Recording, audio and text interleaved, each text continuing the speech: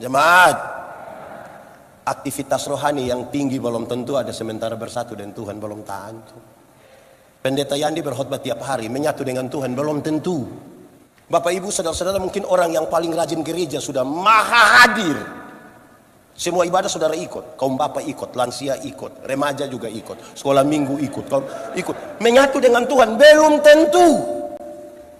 Saudara-saudara aktif menyanyi di gereja, bagus kan? Menyatu dengan Tuhan belum tentu. Karena ada syarat.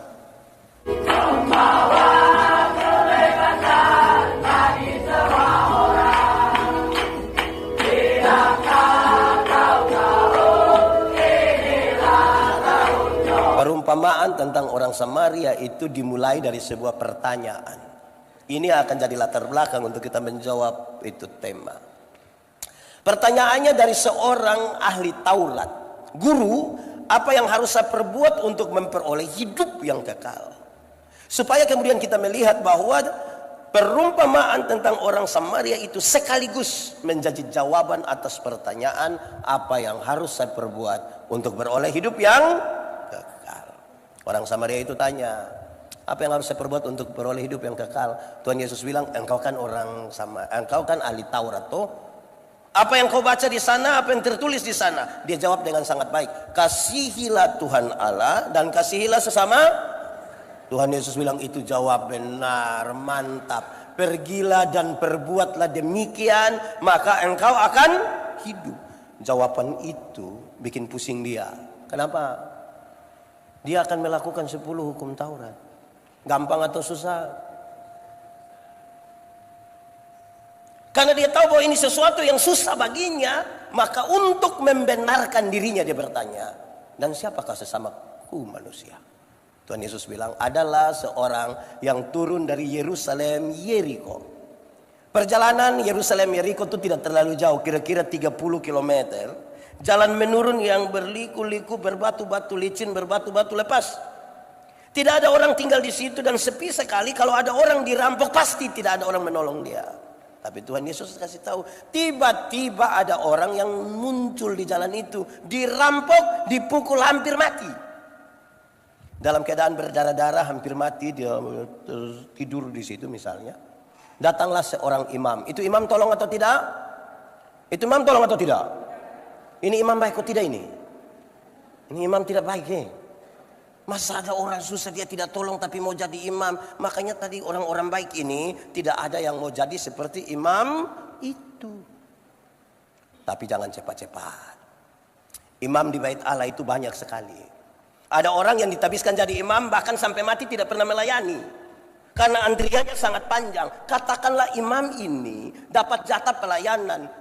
Dia mau pergi ke pelayanan tapi tiba-tiba ada orang susah. Kalau darah orang itu kena dia akan disebut cemar. Dia tidak boleh melaksanakan pelayanan. Jemaat. Di sini tidak ada jemaat. Jemaat. Kalau saudara imam itu ada orang susah, ada pelayanan. Lebih memilih mana? Pelayanan atau tolong orang? Pelayanan atau tolong orang? Pelayanan atau tolong orang? Mantap. Tolong. Tepuk tangan dulu ini orang mantap. Ya, ini GPIB Bukit Satun punya jemaat, ini orang suka tolong-tolong semua begini, mantap lah. Tapi kalau pendeta Yandi ya tergantung siapa yang kena rampok. Saya juga tidak mau cepat-cepat tolong-tolong lah, tergantung siapa yang kena rampok. Kalau dia seorang janda muda, saya sangat yakin pasti saya tolong, pasti, saya yakin. Tapi kalau dia oma-oma tua sudah mau mati, mungkin saya akan bilang, oma, mungkin ini jalan Tuhan ya. Tapi baguslah, saudara mau tolonglah. Saya rasa saudara orang baik-baik semua. Bagus. Setelah imam itu datanglah orang Lewi. Siapakah orang Lewi? Orang Lewi adalah saudara dari para imam. Kita semua tahu bahwa suku-suku Israel ada berapa? Dari 12 itu ada satu suku yang sengaja dipisahkan oleh Tuhan. Yang ini tidak usah urus apa-apa. Dia hanya boleh urus bait Allah. Kenapa? Ritual orang Israel di bait Allah itu sangat banyak. Dari pagi sampai sore. Orang pergikan bait Allah harus rapi tuh, harus bersihkan. Dan kamu tidak usah kerja, kamu urus saja bait Allah. Jemaat. Katakanlah saudara orang Lewi itu pengurus bait Allah, mau pergi untuk urusan bait Allah, tiba-tiba ada orang susah harus ditolong. Saudara pilih mana? Urus bait Allah atau tolong orang susah? Urus bait Allah atau tolong orang susah? Yakin tolong orang susah? Aman? Sekali lagi tepuk tangan dulu. Wih, orang di GPIB ini terlalu baik ini orang semua ini. Wih. Saya akan sampaikan di mana-mana. Kamu kalau mau belajar tentang menolong, belajarlah di Bukit Zaitun. Luar biasa. Apalagi mantap. Ya itu saudara-saudara. Tapi kalau pendeta Yandi ya tergantung siapa yang kena rampok lah. Saya tidak berani buru-buru bilang begitu. Mantap. Ketiga, setelah imam dan orang Lewi itu datanglah seorang Samaria. Ini orang Samaria tolong atau tidak? Ini orang Samaria tolong itu orang atau tidak?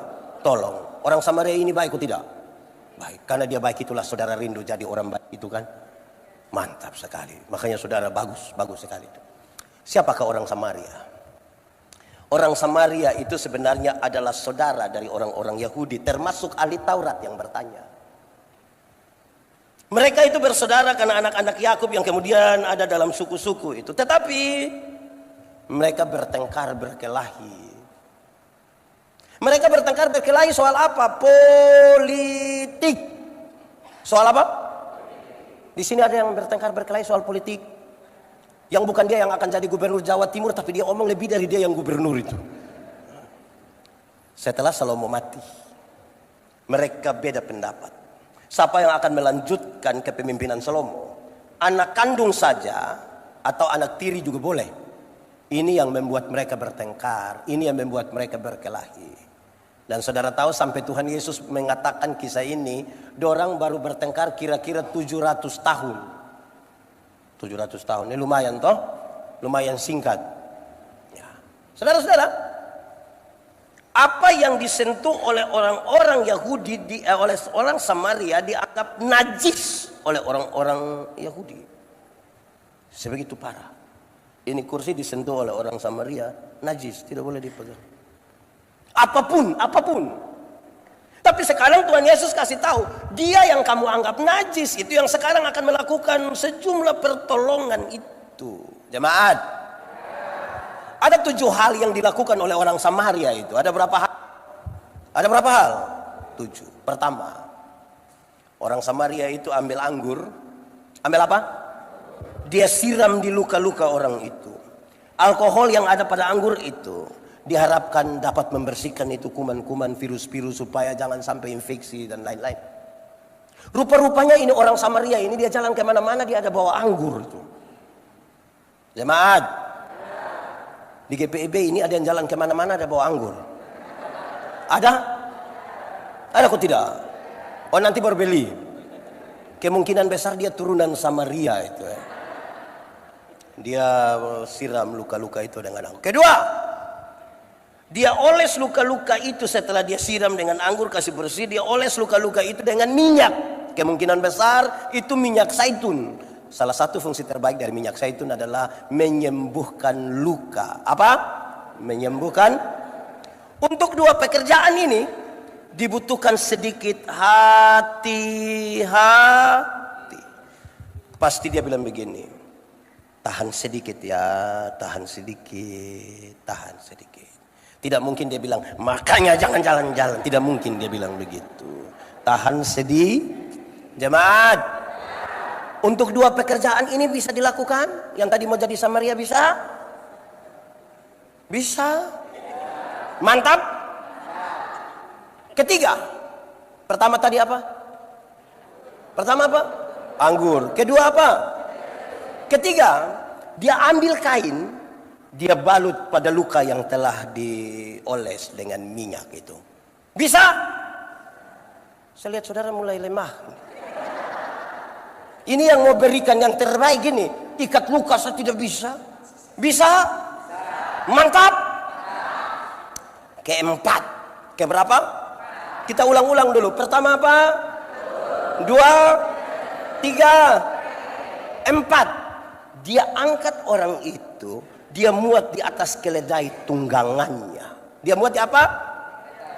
Jemaat. Dulu sudah ada mobil? Innova ada, Fortuner ada, pick up. Jadi itu manusia doang kemana-mana naik apa itu dulu? Naik apa? Keledai. Berarti keledai adalah salah satu kendaraan terbaik waktu itu. Amin. Oke. Saya mau tanya saudara. Pendeta Yandi ini kalau bawa mobil, ada orang kena pukul, ada orang celaka, untuk tolong saya tolong, untuk tolong saya tolong. Tapi biasanya itu pertolongan itu jadi masalah kalau masyarakat yang ikut tolong itu lihat saya mulai agak lama begini, saya mulai pikiran. Karena sebentar lagi orang akan bilang begini, Bapak, boleh bawa ke rumah sakit pakai Bapak punya mobil. Itu saya, saya lagi. Jemaat, kalau saudara punya mobil, lantas ada orang susah berdarah-darah, terus dia ditolong dan mau muat di atas saudara punya mobil, mau? Mau? Mantap. Jemaat, saya tanya banyak orang ini pertanyaan, mau muat? Orang bilang mau. Saya kasih tahu, yang paling banyak jawab bilang mau itu karena dia belum ada mobil.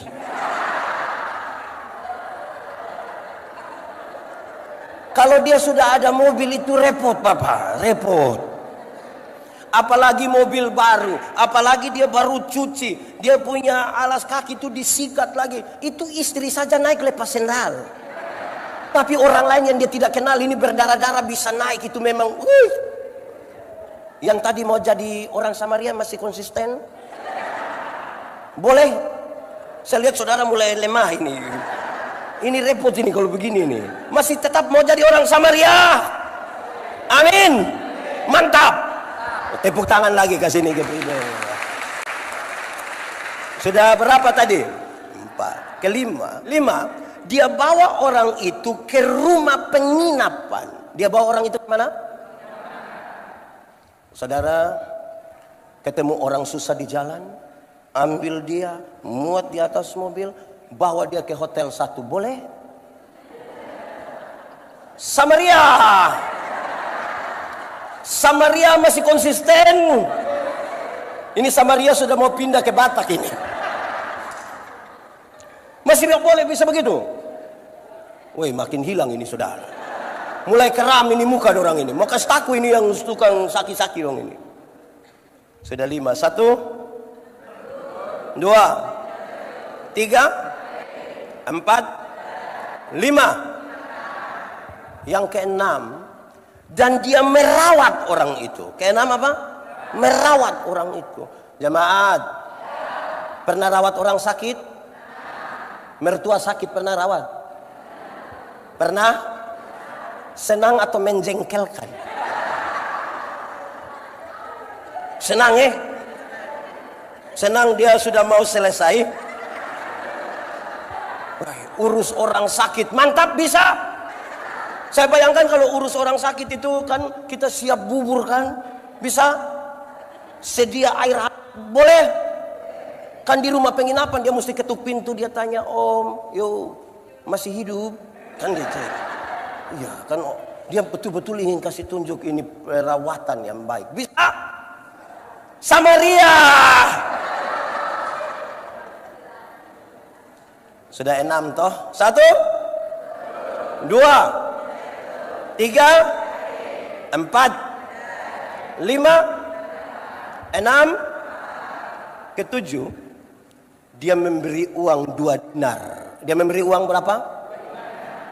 Dia bilang kepada pemilik penginapan, rawatlah orang ini sehabis-habisnya. Dan jika kau belanjakan lebih dari ini uang, aku akan menggantinya waktu aku kembali. Jemaat, dulu orang kerja 1 hari dibayar 1 dinar. Berarti kalau 2 dinar upah kerja selama, jemaat, upah kerja 2 hari bisa kasih orang susah? Konsisten sedikit. Upah kerja yang 2 hari, keuntungan dagang 2 hari, kita punya biaya perjalanan 2 hari, sisihkanlah bagi orang miskin bisa. Saya lihat saudara mulai terpaksa. Oke, sudah 7. Berapa? 1, 2, 3, 4, 5, 6, Tujuh. Sekarang apa arti semua itu? Menuju pada tema ini. Satu. Siapakah orang Samaria itu? Orang Samaria itu bukan pendeta Yandi. Orang Samaria itu bukan saudara yang tadi bilang Samaria tidak akan pernah jadi. Kita tolong satu saja sudah stres, apalagi mau tolong orang dia. Jangankan tolong orang yang banyak-banyak. Ada yang sudah menikah mau kasih mama uang saja pakai sembunyi. Ambil cepat. Ada setan. Itu kasih orang tua saja sembunyi. Di Surabaya ada begitu juga. Ada kok tidak? Itu anak dong ada di sini juga. Oh tidak ada dong, tidak dong pemalas gereja pasti. Saudara, orang Samaria itu biar saudara mau rindu bagaimanapun saudara tidak akan jadi orang Samaria. Kenapa? Orang Samaria itu ialah Tuhan Yesus Kristus. Orang Samaria itu siapa? Tuhan Yesus itu turun dari Yerusalem ke Yeriko. Kalau dua kota ini kita sebutkan dalam konteks Palestina, mereka tahu Yerusalem itu kota kudus. Makanya kita menyanyi, oh Yerusalem, kota mulia, hati gurih. Yang lain tidak tahu menyanyi ini lagu. Oh Yerusalem, kota mulia, hati rindu kemana? Sama-sama semuanya. Tak lama lagi Tuhanku datanglah, bawa saya masuk sana. Tak lama lagi Tuhanku datang, bawa siapa? Saya masuk. Dia dari Yerusalem kota kudus ke Yeriko kota terkutuk. Ini sebuah metafora untuk menggambarkan Yesus datang dari surga yang kekal ke dalam dunia yang penuh rawa payah. Perjalanannya perjalanan via doloro. Dalam perjalanan susah sengsara itu, Tuhan berjumpa dengan orang-orang yang dirampok hampir mati, berdarah-darah, hampir mati di situ. Siapa orang-orang itu? Orang yang dirampok itu adalah saya. Saya ini pendeta Yandi ini yang dirampok. Saudara-saudara, inilah orang-orang yang dirampok. Dalam perjalanan itu Tuhan ketemu dengan kita. Hampir mati. Apa yang merampok kita? Siapa yang merampok kita? Saya tanya pada banyak orang, apa merampok kita? Orang bilang iblis. Saya bilang, jangan cepat-cepat bilang iblis. Karena mungkin iblis juga tidak tahu. Ada cerita lama, saudara tahu, saya cerita ulang. Saudara, ada kisah lama bilang begini. Satu saat iblis minta ketemu dengan Tuhan. Tuhan, yuk ketemu dulu. Kenapa? Saya mau berhenti dari iblis ini. Kenapa? Saya punya pekerjaan ini manusia sudah ambil semua. Kau bilang bagaimana? Yang korupsi itu manusia. Itu uang korupsi juga dong tidak bagi di saya. Tapi orang bilang itu saya punya pekerjaan. Yang selingkuh itu juga manusia. Waktu orang dua baku ajak ke sana tidak ajak saya. Tapi orang bilang ini saya punya pekerjaan. Kalau begini-begini terus biar saya berhenti saja. Biar manusia ambil saja. Kita dirampok oleh kerakusan kita, kesombongan kita, tinggi hati kita, iri hati kita, nafsu kita merampok kita habis-habis. Sekarat.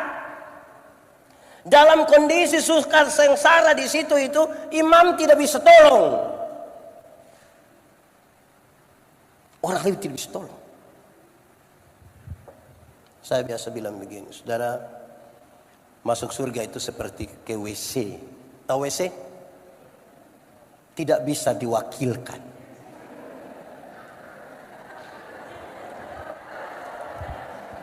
Masing-masing akan pergi sendiri. Tidak mungkin ada yang saya tanya bilang, pendeta, yo kemana WC? Titip. Tidak bisa. Masing-masing pergi. Saudara, lalu tugas imam, tugas itu orang Lewi apa? Dia kasih tahu jalan. Bapak, WC di mana? Makasih Bapak. Yo, awas anjing di jalan. Kan dia hanya kasih tahu begitu. Masing-masing kita akan pergi begitu. Jemaat. Yesus berjumpa dengan kita yang hampir mati di situ. Dia menolong kita. Oleh bilur-bilurnya kita menjadi sembuh. Setelah dia tolong kita, berarti surga ini milik kita toh? Amin toh? Jemaat. Surga lebih baik atau dunia lebih baik? Surga lebih baik atau dunia lebih baik? Yakin? Surga lebih baik dari dunia? Amin. Mantap. Kalau begitu siapa mau pergi sekarang? Ada yang mau pergi sekarang? Saudara tidak usah muka asam karena saudara takut. Ay pendeta, belum waktu Tuhan. Nah itu ketawa paling bagus. Anak-anak masih kecil. Belum dia punya papa model begitu lagi. Kira-kira. Jemaat. Karena belum waktu Tuhan kita pergi ke surga yang baik itu. Orang-orang yang Tuhan sudah selamatkan, yang sudah Tuhan tebus dalam perjalanan Yerusalem Yeriko itu, dia muat di atas keledai tunggangannya dan dia bawa ke rumah penginapan. Dia bawa ke mana? Apakah rumah penginapan itu? Mulai tahu sekarang. Rumah penginapan itu ialah gereja Tuhan. Mereka yang sudah diselamatkan, Tuhan titip di gereja. Ada banyak orang yang Tuhan titip di rumah penginapan. Orang suka lari dari rumah penginapan. Ada yang 1 tahun gereja 2 kali. Ada di Surabaya. Laki-laki atau perempuan? Saya mau tanya dulu. Kenapa ibadah malam hari ini lebih banyak mama-mama dari bapak-bapak? Ini mama janda semua. Ya itu kan pertanyaan. Tuh saudara pun tugas jawab. Jemaat. Kedua, ada banyak orang yang suka pindah-pindah rumah penginapan. Di Surabaya ada. Ada ikut ibadah sekarang. Betul. Dia pakai baju warna. Ini hari di GPIB, besok di GSJA, lusa di GBI. Kita pusing lah ini. Jemaat. Ibu-ibu. Ada yang di rumah ada bunga hias, bunga bagus-bagus itu. Bunga apa itu? Yang macam kayak ladi hutan itu. Itu bunga-bunga bagus-bagus itu yang ibu rawat-rawat. Ada? Ada atau tidak? Omong saja saya tidak minta, saya hanya tanya ini. Ada. Saya mau tanya dulu, ibu-ibu. Urus itu bunga-bunga begitu, itu biasa berapa lama baru pindah pot? Biasa berapa, misalnya 1 tahun berapa kali kasih pindah pot ya? Berapa? 1 atau 2 kali? 2 kali begitu Pak? Poin yang ingin saya sampaikan begini. Kalau tiap minggu kasih pindah pot, mati itu bunga. Kok dia belum sempat berakar, pindah lagi, belum sempat berakar, kapan dia hidup? Jadi yang suka pindah-pindah gereja itu kemungkinan besar. Itu saudara yang ngomong. Saya hanya tanya-tanya saya tanya saja. Jemaat. Gereja sebagai rumah penginapan itu, Tuhan Yesus angkat uang 2 dinar. Dia kasih. Rawatlah ini orang. Kalau ternyata engkau belanjakan lebih dari ini, aku menggantinya waktu aku kembali. Poinnya menarik. Gereja yang mengurus sehabis-habisnya orang-orang yang Tuhan titipkan kepadanya, gereja itu diberkati. Tapi kalau gereja tidak mengurus sehabis-habisnya orang-orang yang Tuhan titipkan kepadanya, gereja itu tidak diberkati. Pendeta, tidak diberkati bagaimana? Kami punya kolekte ini ratusan juta. Ya nanti tiap hari dong bertengkar gara-gara itu kolekte. Tiap hari. Jemaat. Setelah menjelaskan itu, Tuhan Yesus melihat kepada yang bertanya tadi, ahli Taurat itu. Tuhan Yesus begini, menurut pendapatmu, Siapakah dari tiga orang ini adalah sesama manusia dari orang yang dirampok itu? Jawabannya gampang kan? Jawaban terlalu gampang. Anak kecil juga tahu lah itu. Tapi itu pertanyaan yang paling mengerikan bagi orang itu. Kenapa? Itu pertanyaan merusak konstruksi berpikir dari ahli Taurat itu. Kenapa? Karena dia orang Yahudi. Dia tahu bahwa keselamatan datang dari Israel. Bagi dia keselamatan itu beres. Kalau dia melakukan 10 hukum Taurat, beres dia. Dia tidak butuh orang Samaria itu lagi. Bagi dia dari 10 hukum Taurat dijabarkan jadi 613 pasal. 613 pasal ditambah dengan ribuan peraturan hidup setiap hari. Kalau dia sudah bisa melakukan itu, Yesus itu dia tidak butuh lagi. Itulah pertanyaan yang merusak konstruksi berpikirnya. Sekaligus pertanyaan itu memberi pesan yang kuat bahwa orang-orang yang punya aktivitas seperti orang bait yang ahli Taurat yang tinggal di bait Allah itu, seberapa jauh dia berjalan bersama-sama dengan Tuhan. Jemaat, aktivitas rohani yang tinggi belum tentu ada sementara bersatu dengan Tuhan, belum tentu. Pendeta Yandi berkhotbah tiap hari menyatu dengan Tuhan, belum tentu. Bapak Ibu saudara-saudara, mungkin orang yang paling rajin gereja sudah maha hadir. Semua ibadah saudara ikut, kaum bapak ikut, lansia ikut, remaja juga ikut, sekolah minggu ikut, ikut. Menyatu dengan Tuhan belum tentu. Saudara-saudara aktif menyanyi di gereja, bagus kan? Menyatu dengan Tuhan belum tentu. Karena ada syarat. Tuhan yang kita sembah itu Tuhan yang kudus. Amin. Yang kudus itu tidak dapat bersatu dengan yang tidak kudus. Tanggalkanlah kasutmu sebab tempat di mana yang kau berdiri itu kudus. Banyak orang aktif sebagai pelayan tapi tidak menjaga kekudusan hidupnya. Dia menjadi aktivis pelayanan. Kalau dia hanya aktivis, apa yang akan kita bilang tentang ini? Terbaik. Itu yang terbaik yang kita berikan. Kalau kudus itu kita sebut sebagai terang dan tidak kudus itu gelap. Yang terang tidak dapat bersatu dengan yang jemaat. Kalau kita di terang bisa lihat orang di gelap. Orang di gelap bisa lihat kita di terang. Lalu kenapa kadang-kadang orang yang sudah di terang dia kembali ke gelap? Karena dia suka begini. Ini apa ini? Kalau dia sudah begini sedikit lagi dia akan bilang begini. Mari kita jujur terhadap kehidupan kita. Kita ini sudah menyatu dengan Tuhan. Bicara kekudusan itu bicara di sini. Manusia melihat yang kelihatan, tapi Tuhan menyelidiki hati. Masih renungkan toh? Nah, yang panjang-panjang tadi itu baru pengantar. Ini baru khotbah. Ini yang mau masuk ini sekarang baru khotbah. Ada yang jengkel, tidak apa-apa. Tuhan Yesus saja orang tidak suka bahkan sampai bunuh dia. Mari kita mulai sekarang. Roma 12 ayat 1, silakan buka Alkitab. Baca 1, cepat. Roma 12 ayat 1. Sudah? Amin. Baca sama-sama 1, 2, 3.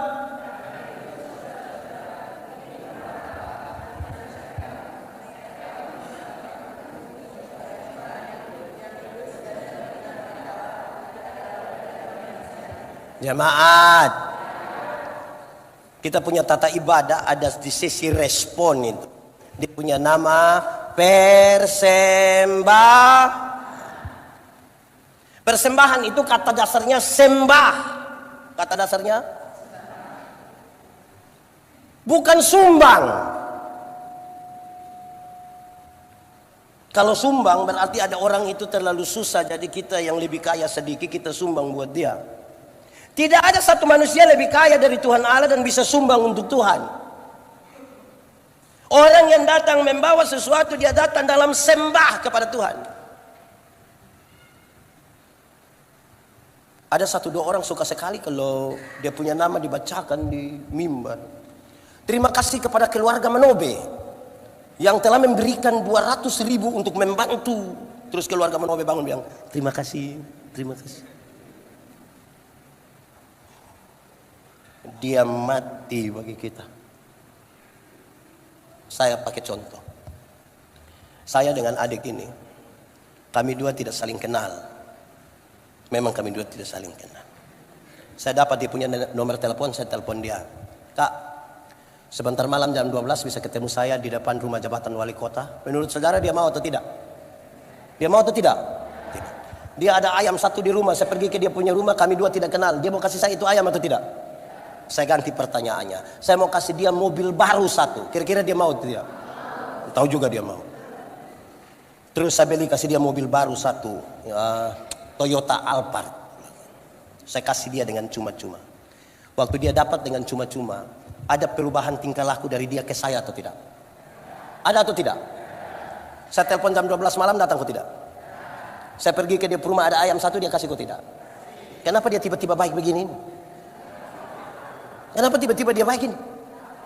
Karena dia telah mendapatkan sesuatu yang cuma-cuma tapi sangat mahal. Dia tidak mampu membelikannya. Waktu dia dapat dengan cuma-cuma, semua kebaikan yang dia buat kepada saya adalah sebuah ungkapan syukur. Ungkapan syukur. Itu yang terbaik yang bisa dia lakukan. Makanya dia datang dengan sembah, bukan sumbang. Dia akan memberi yang terbaik. Tidak mungkin dia kasih yang tidak baik. Baru dapat Alphard. Masa dia mau kasih setengah-setengah? Jadi siapa yang memberi dirinya atau apapun kepada Tuhan, dasar pijaknya adalah dia sengsara dalam perjalanan Yerusalem Yeriko, Tuhan menebus dia oleh bilur-bilurnya, dan karena itu dia mengucap syukur atasnya. Tidak ada orang berjasa bagi Tuhan. Itu baru kita bisa kasih yang terbaik. Kalau tidak kita terlalu banyak hitung jasa. Saudara-saudara, makin jauh berjalan dengan Tuhan, baru kita tahu bahwa kita bukan siapa-siapa. Makin jauh berjalan dengan Tuhan, baru kita tahu kita bukan siapa-siapa.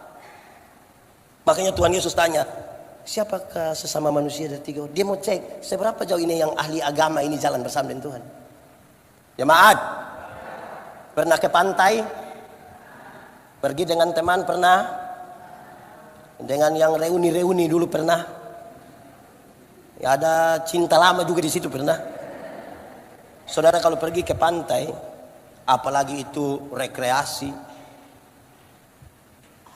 air di pantai itu kan hanya sampai betis. Saudara bisa dengan gaya sekali siram-siram. Pinggir pantai. Saudara bisa foto-foto di pinggir pantai toh?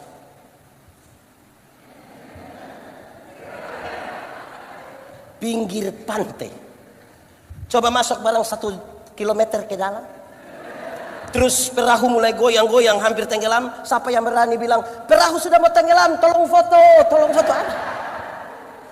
Yang sombong-sombong gaya-gaya itu baru bermain di pinggir-pinggir, belum jauh perjalanan, pinggir. Semakin jauh kita berjalan, kita tahu kita bukan siapa-siapa. Itu belum bisa berikan yang terbaik. Belum ada rasa takut. Karena jalannya dekat-dekat. Saya mau tanya, saudara pernah jalan kaki? Bisa kan? Ini semua tidak bisa jalan kaki. Pernah jalan kaki? Jaraknya dekat. Karena jarak dekat, kekuatan penuh ada pada kita. Orang lain kita tidak butuh, bahkan Tuhan pun kita tidak butuh. Ibu-ibu bisa pakai high heels tinggi begini, karena jaraknya dekat. Coba lebih jauh sedikit. Naik ojol pernah? Yang motor itu pernah? Pernah itu anak lari kencang?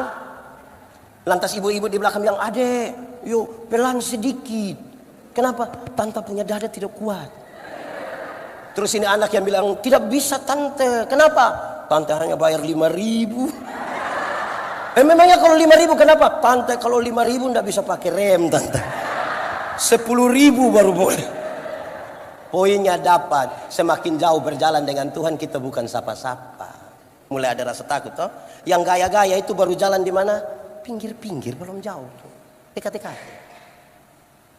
Lebih jauh lagi, naik mobil pernah? Bis umum begitu pernah? Pernah duduk di samping sopir? Pernah kok tidak dia lari terlalu kencang itu, yang sopir belum rem, kita yang mengangkat kaki injak begini pernah?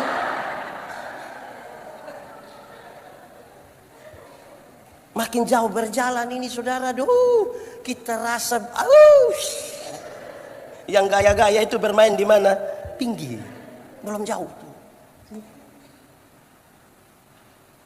Lebih jauh lagi, naik kapal laut pernah? Di sini ada orang NTT? Sudah tidak usah angkat tangan lagi ya. Kita muka sama semua begini saudara.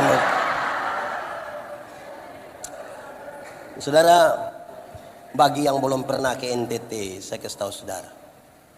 Di NTT itu kan provinsi kepulauan. Untuk pergi ke pulau-pulau itu kita pakai kapal laut, paling banyak pakai kapal laut. Saya melayani kira-kira 5 tahun di Pulau Sabu, pulau bagian selatan. Itu kita pakai feri kira-kira 14 jam. Laut Sabu itu terlalu bergelora.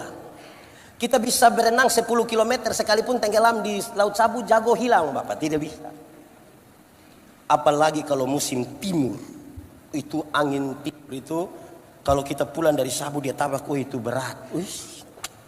Mau maju tidak gitu. Yang menarik saudara, kalau kita sudah di atas ini kapal feri ini, dia sudah tegoyang-tegoyang begini, orang lihat ada pendeta di atas, sambil pendeta, boleh kita ibadah. Di darat tidak ibadah Bapak, di laut ibadah. Yang menarik itu waktu ibadah di laut itu yang bergelora itu, waktu bagian persembahan. Waktu persembahan kami tidak pakai tangguh persembahan macam begini. Kami tidak pakai ini. Tidak pakai. Pertama karena memang tidak ada toh. Memang tidak ada. Yang kedua, kami mesti pakai dos. Yang besar itu. Kenapa harus pakai dos? Kalau ibadah di laut yang bergelora itu waktu persembahan, yang bawa itu dos datang. Terus sekali kita isi tangan di saku begini.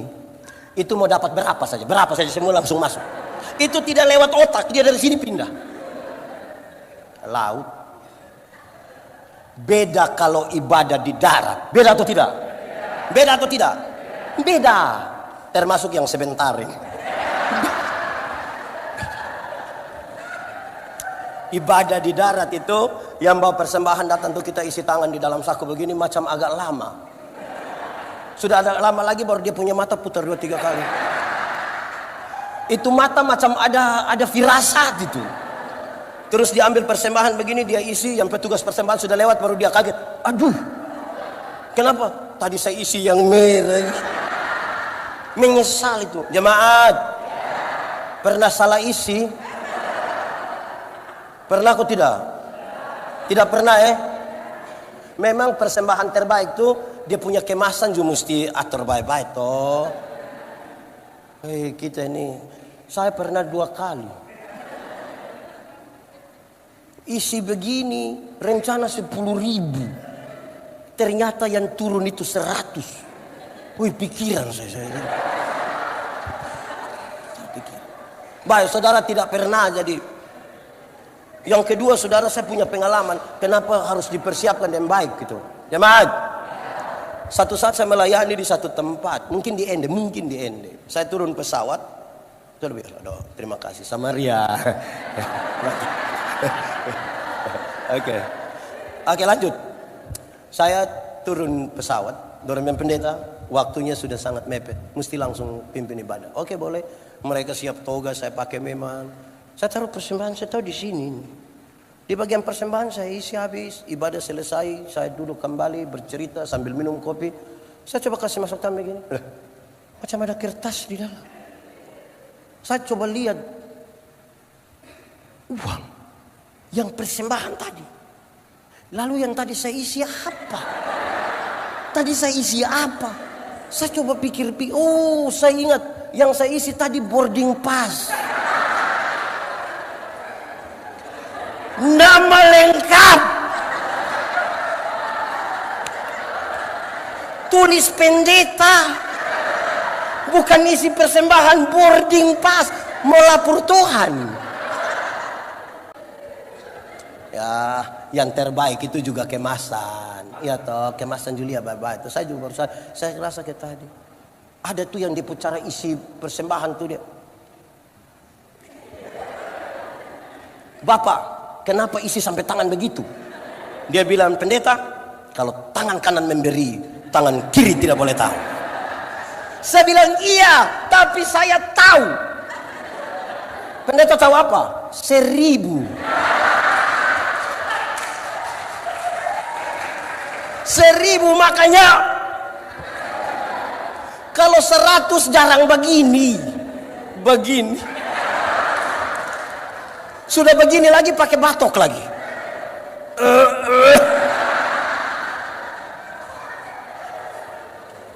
Untung baik di GPIB Bukit Zaitun ini ada. Jemaat, saya mau tanya, ibu-ibu, pernah aku tidak datang di gereja singgah di kios? Pernah? Itu singgah buat apa itu? Singgah buat apa itu? Tukar kasih besar? Lebih jauh lagi. Naik pesawat. Pernah? Ayo, orang Surabaya pasti sudah bosan naik pesawat. Orang Surabaya. Apalagi kalau naik yang Airbus yang pesawat besar-besar itu, yang Boeing itu, dia akan terbang kira-kira 36.000 kaki toh. Kalau 36.000 kaki berarti kurang lebih 12 km di atas udara. Kalau 12 km di atas udara itu pesawat belum jatuh kita sudah mati. Dia belum jatuh kita sudah mati. Dia baru begini mati sudah kita. Langsung mati. Di 12 km di atas permukaan itu berarti sudah zona aman toh. Sudah bisa lepas itu sabuk pengaman, sudah bisa jalan-jalan sedikit. Tiba lampu sabuk pengaman itu menyala dan ada suara bilang begini, berhubung karena kita terbang dalam situasi cuaca yang buruk, karena itu kami minta kepada para penumpang segera kembali tempat duduk dan seterusnya. Saya mau tanya, waktu ada pengumuman begitu ada yang berani protes? Silakan kembali ke tempat duduk. Mau kembali buat apa? Jago hilang Bapak. Itu kita balik dengan mau kencing saja tunda. Dia pergi duduk begini, ada anak kecil satu ribut di sebelah, dia kasih tahu, adek doa. Yang gaya-gaya itu jalan belum jauh, masih main-main di pinggir-pinggir, belum jauh itu. Belum. Jemaat, di ketinggian 12 km itu kecepatan pesawat kira-kira 900 km per jam. Kalau 900 km per jam itu Rossi juga kalah. Kalau Rossi saja kalah, apalagi yang online tadi itu, ojol itu, lebih kalah. Dan di ketinggian itu, dalam kecepatan itu, kan pesawat tabrak awan kan dia guncang sedikit begini toh.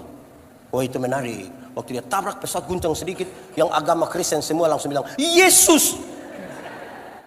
Saya belum pernah dengar orang maki di atas pesawat, belum pernah. Di sini ada yang biasa maki? Ada? Kalau ada coba kita kumpul uang beli tiket suruh dia berangkat. Pas musim hujan itu. Saya yakin pulang pasti persekutuan doa satu di dia punya rumah itu, saya yakin. Makin jauh berjalan kita sadar kita ini bukan siapa-siapa. Kita bukan siapa-siapa. Saudara, ada satu waktu kedua Tuhan Yesus ditanya. Pertanyaan itu gampang jawabannya, resikonya rumit sekali resiko. Pertanyaan itu bilang begini, bolehkah membayar pajak kepada kaisar atau tidak? Gampang kan di penjawaban, resikonya yang repot. Kenapa? Kalau Tuhan Yesus bilang boleh bayar pajak kepada kaisar, maka ribuan orang pengikut Yesus akan meninggalkan Yesus karena pajak waktu itu terlalu mahal. Tapi kalau Tuhan Yesus bilang tidak boleh bayar pajak kepada kaisar, maka Tuhan Yesus akan dianggap memprovokasi masyarakat untuk lawan pemerintah. Pasti dia ditangkap. Lalu apa yang Yesus lakukan? Dia bilang berikanlah kepadaku koin untuk pembayaran pajak itu. Tuhan Yesus tanya, gambar dan tulisan siapa ini? Kaisar. Berikanlah kepada kaisar apa yang wajib kamu berikan pada kaisar, dan berikanlah pada Tuhan apa yang wajib kamu berikan pada Tuhan. Itu bukan soal kolekte. Itu bukan soal perpuluhan. Gambar dan tulisan siapa ini? Kaisar. Karena di itu mata uang ada gambar dan tulisan Kaisar, berikan pada Kaisar. Tapi Alkitab dengan luar biasa mengatakan, dan kamu adalah gambar dan tulisan Allah. Berikan uangmu pada Kaisar, tapi berikan dirimu pada Tuhan dan bukan uang. Supaya jangan ada orang bilang, Pak Pendeta, saya memang tidak pergi ke gereja, tapi saya punya persembahan, pergi. Di surga itu tidak ada kios jual Indomie. Berikan dulu kita punya hidup, kita punya diri, baru selanjutnya persembahan berupa uang. Tuhan tidak kurang uang. Dia tidak butuh uang juga, mau bikin apa Tuhan? Dia butuh jiwa-jiwa yang berharga ini yang kita mau persembahkan pada dia. Ada lagu lama, ini lagu saya ingat, saya pikir saudara pasti masih ingat. Engkau cari intan untuk maju, ingat di kubanganku ada intan yang intan-intan. Intan-intan dan permata, jiwa-jiwa Tuhanku, biar cari lalu bawa untuk jiwa itu yang berharga. Amin kok? Tidak, saudara bilang tidak juga, saya bilang amin. Saya bicara dua. Satu, kalau saudara datang begini, yang ada di sini jiwa-jiwa. Ada orang menyanyi di gereja mah, datang dia menyanyi cepat-cepat, terus dia sudah pulang. Ada orang datang gereja, tapi kalau pendeta bilang, Bapak Ibu saudara-saudara, mari kita satu hati dalam doa syafaat. Pas separuh tutup mata, separuh langsung bilang. Di GPIB sini ada. Ada. Dia majelis atau jemaat. Kita punya jiwa ini. Kedua, jemaat. Ada satu waktu Tuhan Yesus kasih tinggal ribuan orang yang baru dapat sebuah mujizat. 5 roti, 2 ikan. Orang ada kumpul-kumpul ini makanan semua ini. Pasti separuh ada bungkus itu. Lebih berapa bakul. Tuhan Yesus kasih tinggal orang. Tuhan Yesus pergi ke Gerasa. Di Gerasa Tuhan Yesus hanya berjumpa dengan satu orang yang kerasukan legion. Kerasukan legion berarti itu orang itu ada roh jahat masuk di dia, kira-kira 6.000 roh jahat. Berapa ribu? 6.000. Kita pun teman majelis, satu roh jahat dia punya otak saja kita sudah pusing. Ini 6.000. Oh, ini orang terlalu jahat ini. Dia jahat bagi orang lain, bahkan dirinya sendiri pun dia jahat. Dia pukul-pukul dia punya diri pakai batu. Jahat kan? Bagi beberapa orang manusia macam begitu lebih baik mati. Tapi Tuhan, pas dia mau turun dari perahu, roh jahat itu bilang begini, Yesus anak Allah yang hidup, apa urusanmu dengan kami? Rupa-rupanya roh jahat juga mengenal nama Yesus. Jadi kalau orang Kristen baru sampai batas mengenal nama Yesus, kita belum lebih hebat dari roh jahat. Karena roh jahat juga kenal itu nama dan ketakutan. Injil Markus mencatat, di daerah itu ada penjaga-penjaga babi, jaga babi sebanyak kira-kira 2.000 ekor. Roh jahat itu meminta supaya mereka masuk ke dalam babi-babi itu, dan Yesus biarkan. Roh jahat itu masuk, terjunlah itu babi-babi, mati 2.000 ekor. Penjaga babi itu kehilangan pekerjaan. Mereka kasih tahu orang di kampung, datang usir Tuhan Yesus. Apakah Tuhan Yesus tega membuat orang kehilangan pekerjaan? Jawabannya tidak, bahkan tidak sama sekali. Lalu kenapa Yesus tega biarkan itu 2.000 ekor babi mati? Jawabannya, dalam struktur budaya Yahudi, babi itu haram. Orang Yahudi tidak makan daging babi. Tidak ada sei babi di Yahudi. Tapi yang haram itu mereka pelihara 2.000 ekor. Sementara ada satu jiwa hampir binasa, dorang biarkan. Itu yang Tuhan Yesus marah. Alangkah lebih baik ada 2.000 ekor babi mati daripada ada satu jiwa binasa. Sekarang coba kali hitung, kalau babi 1 ekor harga 4 juta kali 2.000, 4 juta kali 2.000. Kenapa diam?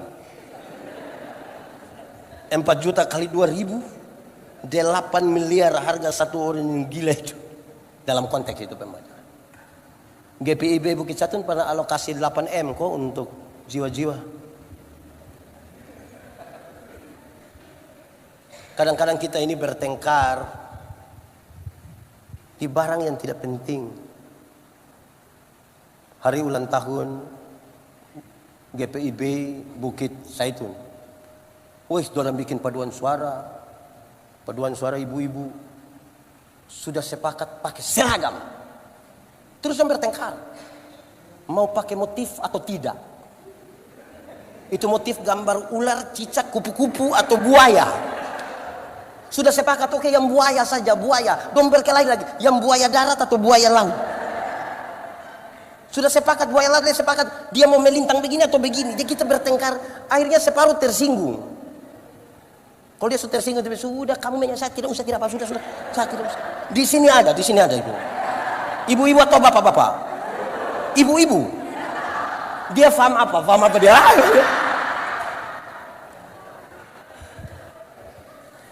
Saudara, kan kita mau kasih yang terbaik, toh? Ada orang tuh bisa menyanyi, tapi dia tidak menyanyi di gereja. Menyanyi. Pendeta dipimpin di sini, pendeta bilang, oke baik, ada paduan suara, vokal grup. No. Tapi tiba-tiba ada pengumuman, Gubernur Jawa Timur dan Ketua Majelis Sinode GPIB akan beribadah bersama-sama di GPIB Bukit Zaitun, Surabaya. Itu solo dia, duet dia, vokal grup dia, paduan suara dia, menari-menari juga dia. Itu dia punya nama Karunia Makam Puji. Di sini orang tanya aku. Saudara-saudara, memang memberi yang terbaik ini berat juga ya. Kadang-kadang bukan supaya Tuhan dimuliakan, tapi kita pun diri yang kita taruh. Saudara, persembahan. Jemaat. Satu waktu saya ditanya tentang 1/10 perpuluhan toh. Saya kasih tahu begini. Saya tanya orang, 1/10, yang 10% siapa punya? Boleh jawab. Yang 10 siapa punya? Siapa punya? Tuhan. Yang 90% siapa punya? Siapa punya? Nah itu yang salah. Coba kasih tahu saya ayat Alkitab mana yang kasih tahu kita bilang 10 Tuhan punya, yang 90 kita punya. Tidak ada. Yang ada itu adalah semuanya Tuhan punya dan kami berikan dari tangan Tuhan sendiri. Berarti 100% siapa punya? 100% Tuhan punya. Kalau 100% Tuhan punya, saya ambil 10% berikan pada Tuhan. Boleh atau tidak? Kasih naik 20% boleh atau tidak? Saya kasih naik 50% boleh atau tidak? 100% saya kasih Tuhan boleh atau tidak? Oh, memang dia punya. Tuhan itu 10, 90 silakan atur. Tolong atur ikut yang pemilik punya mau. Jangan pakai untuk judi online. Di sini ada yang judi online. Baru dia bikin pertanyaan lagi. Bapak, kalau hasil judi kami bawa datang ke gereja boleh? Tidak usah bawa. Kira kalau saudara tidak kasih persembahan ini gereja tutup? Tidak usah. Semuanya Tuhan punya. Dan refleksi iman kita bilang, saya datang dalam penyembahan tadi. Kasih Tuhan. Begitu. Ada satu orang dia punya toko tas kecil. Untuk beberapa waktu lamanya dia kasih setiap bulan tuh 20 juta untuk membantu pekabaran Injil. Saya tanya dia, Pak, kenapa ya 20 juta per bulan? Bukankah terlalu banyak itu? Dia lihat saya, dia bilang begini, pendeta, 20 juta banyak. Dia bilang saya, iya banyak. Terus dia bilang begini, Tuhan Yesus mati bagi kita ini berapa harga ya? Saya sudah tidak berani omong leh. Saya kayak malu bagaimana. Terus dia bilang begini, Pak Pendeta, saya tahu saya punya usahanya ini. Kalau saya kasih begitu, Tuhan yang paling tahu bagaimana cara dia memberkati saya. Memang memberi yang terbaik itu butuh keberanian iman, keputusan iman. Berarti kalau tidak bisa, berarti dan kita mau beri yang terbaik toh. Ada dua orang menghadap Tuhan minta karunia. Ternyata di Tuhan tinggal dua karunia. Yang satu karunia memberi, yang kedua karunia menerima. Orang pertama cepat-cepat ambil karunia menerima. Tinggal karunia. Orang kedua garuk-garuk kepala begini, dia ambil karunia memberi. Lewat 20 tahun kemudian, orang ketemu di satu perapatan jalan di lampu merah itu. Yang punya karunia memberi itu dia ada di atas mobil mewah, satu tanda sukses. Saya tidak khotbah teologi sukses, supaya sebentar saudara kasih banyak. Saya tidak khotbah. Ada poin yang saya mau sampaikan. Yang punya karunia memberi itu dia di mobil mewah. Yang punya karunia menerima ini dia ada duduk minta-minta di pinggir jalan. Waktu orang dua baku lihat begini, dia bilang, kawan, perasaan itu hari kawan dapat karunia memberi, kenapa sekarang lebih mapan dari saya? Terus saya bilang begini, kawan, Tuhan Allah tahu saya selalu harus memberi, maka kepada saya itu Tuhan berikan lebih. Kan yang kau mau bagi di orang lain. Tapi kawan ini kan karunia menerima, jadi di mana-mana hanya bilang.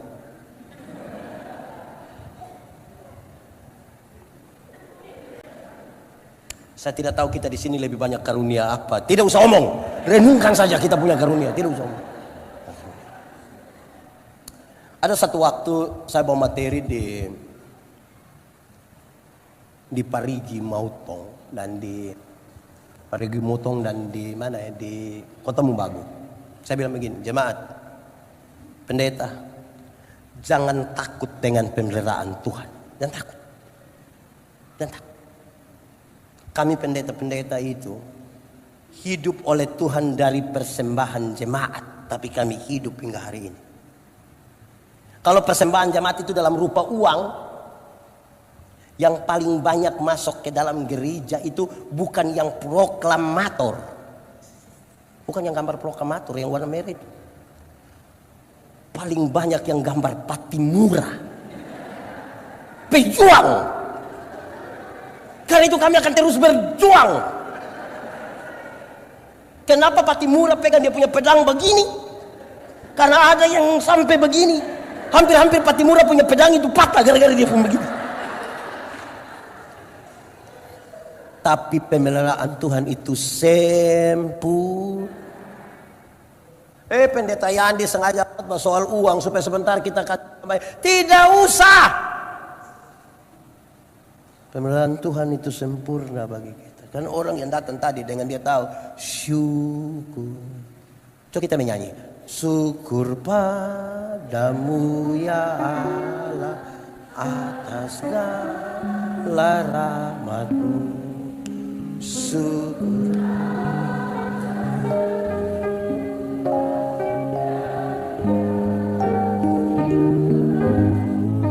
Syukur atas yang memberi tiap saat. Syukur dari sana. Jemaat, cara terbaik menikmati hidup itu adalah bersyukur. Orang kalau tidak tahu bersyukur itu hidup hanya mengeluh saja. Itu dia ketemu pendeta dia hanya patah leher begini, Bapak. Hidup ini terlalu susah, engkau mati sudah kalau memang sudah terlalu susah. Bersyukur itu adalah waktu di mana seluruh pikiran, perasaan dan hidup hanya tertuju pada Tuhan. Itu namanya syukur. Jadi kita bisa bersyukur waktu sukses, kita juga tetap bersyukur waktu gagal, waktu sehat, waktu sakit, waktu susah, waktu karena pikiran, perasaan dan hidup yang tertuju kepada Tuhan itu yang namanya syukur. Ada orang bikin ibadah syukur tapi belum tentu mata pikiran, perasaan tertuju pada Tuhan. Dia tahu mengumpulkan uang yang banyak tapi tidak tahu cara menikmati. Dia tahu cara menjadi kaya tapi tidak tahu cara menjadi bahagia. Walaupun banyak uang. Saya bilang di kampung, saya bilang ada orang kumpul uang banyak-banyak tapi tidak pernah jalan-jalan ke Surabaya. Satu saat di Surabaya baru dia telepon, pendeta, yo saya di Surabaya, enak kau pesiar-pesiar, tidak pendeta. Terus saya di rumah sakit Dr. Sutomo, pendeta. Sudah dapat rujukan, mau dia datang. Bersyukur. Sama-sama 1, 2, 3. Lebih kuat 1, 2, 3. Kasih tahu kawan di sebelah 1, 2, 3. Saudara, hati manusia lebih luas dari isi dunia. Jadi ini isi dunia, ini isi di hati manusia, tetap kurang juga karena kita selalu tidak puas. Hanya syukur itu yang bisa menutupi itu. Amin. Jemaat, kita jalan kaki kita berdoa, Tuhan tolong kasih saya sepeda 1. Tuhan kasih sepeda 1.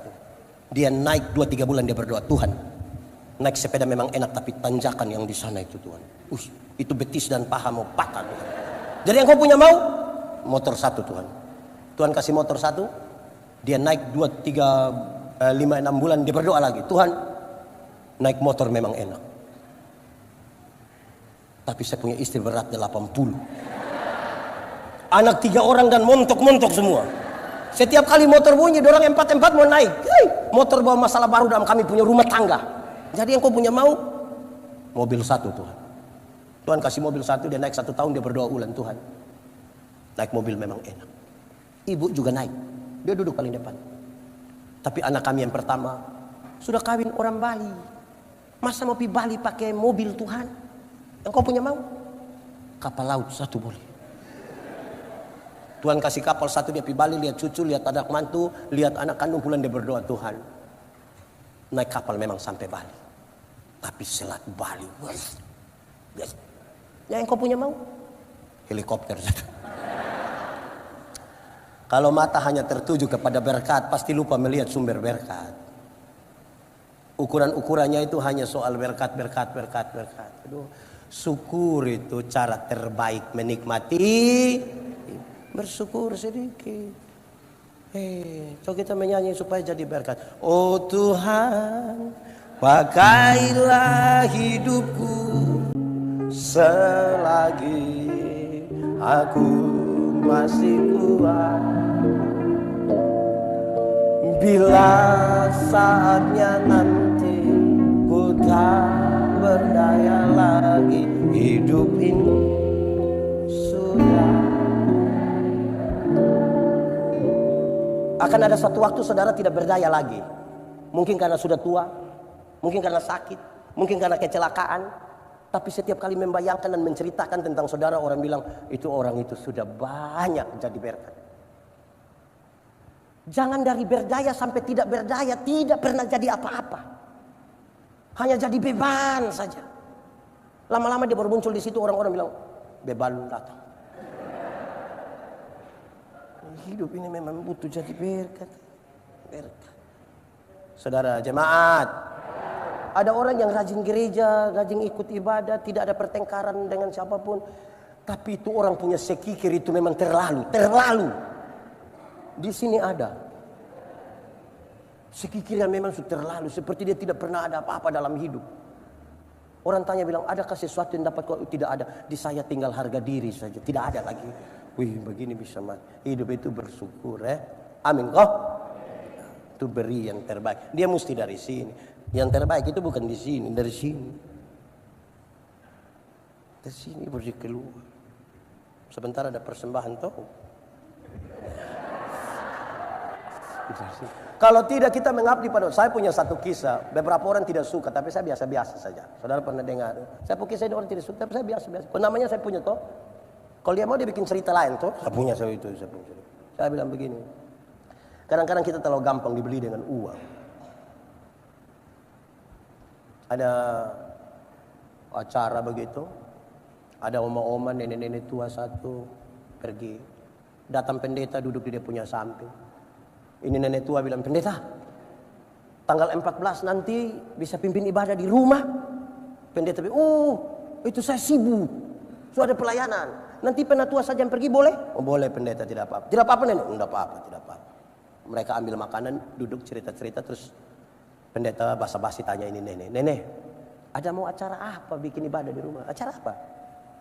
Terus nenek bilang, oh begini pendeta, saya punya anak yang pertama itu baru saja dilantik jadi komisaris bank. Dia ada mau titip berkat sedikit. Pendeta bilang, sabar dulu, tanggal berapa tadi? Tanggal berapa? Terus ini nenek bilang, tanggal 14. Oh, tadi saya kira bilang tanggal 4. kalau 4 saya sibuk, tapi 14 boleh kita semua ini butuh uang, amin kok. Tapi jangan karena uang kita kehilangan harga diri lah, amin. Kalau saudara belajar dari Amsal, dia bilang begini, orang kaya, orang miskin bertemu, Tuhanlah yang menciptakan mereka. Itu kalimat paling suka saya simpan di sini. Kenapa? Kaya miskin adalah penilaian berdasarkan kepemilikan materi. Tetapi ada harga yang lebih tinggi, bahwa dia mau kaya atau miskin, sama-sama kita ciptaan Tuhan. Amin. Harga paling tinggi adalah ciptaan Tuhan. Materi adalah penilaian berdasarkan kepemilikan. Karena itu, nilai sebagai ciptaan Tuhan mesti lebih tinggi dari nilai kepemilikan. Nilai kepemilikan. Jangan sampai kita gampang terbeli. Apalagi semua pilkada begini. Orang bawa 300.000 juga kita lupa buang hidup. Kita jangan. Semua orang butuh uang. Tapi jangan karena uang kita kehilangan harga diri. Supaya kita tahu kita ini masih tetap yang terbaik. Yang kita pakai dan kita mau beri kepada Tuhan. Karena itu bersyukur Saudara punya masalah kok, tidak usah omong. Saya lihat ini memang muka masalah semua. Masalah adalah kesenjangan antara harapan dan kenyataan. Selalu masalah. Tapi jangan takut. Tuhan itu kan menyertai kita. Paling bagus itu kita bersyukur. Tahu bersyukur itu paling bagus. Amin kok.